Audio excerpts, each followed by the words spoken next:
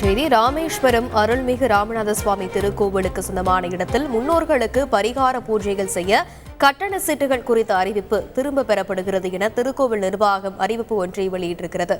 இது பற்றிய மேலும் விவரங்களை செய்தியாளர் ரமேஷ் வழங்கியிருக்கலாம். வணக்கம் ரமேஷ், செய்தி குறித்து முழுவதும்.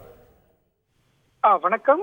ராமேஸ்வரம் ராமநாத சுவாமி திருக்கோயிலுக்கு சொந்தமான இடத்தில் முன்னோர்களுக்கு பரிகார பூஜை செய்ய கட்டண சீட்டுகள் குறித்த அறிவிப்பு திரும்ப பெறப்படுவதாக ராமநாத சுவாமி திருக்கோயில் நிர்வாகம் அதிகாரப்பூர்வ அறிவிப்பு ஒன்றை வெளியிட்டிருக்கிறது.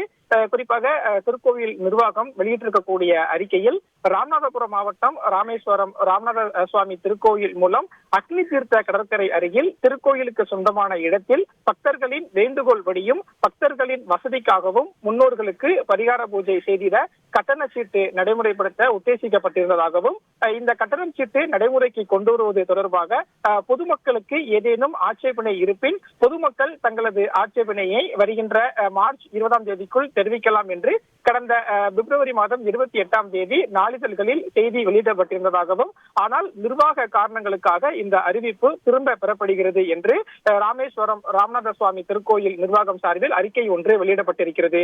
குறிப்பாக இந்த ராமேஸ்வரம் ராமநாதபுர சுவாமி திருக்கோயில்ல முன்னோர்களுக்கு பரிகார பூஜை செய்வதில் பக்தர்கள் ஏராளமானோர் ஆர்வம் காட்டுவார்கள். அந்த இடத்தில் கட்டண சீட்டு நடைமுறைக்கு கொண்டு வருவது தொடர்பான ஒரு அறிவிப்பை வெளியிடப்பட்டிருந்தது. பல்வேறு விமர்சனங்கள் வந்த நிலையில் இப்போது அந்த அறிவிப்பு என்பது திரும்ப பெறப்பட்டிருக்கிறது என்பதும் குறிப்பிடத்தக்கது.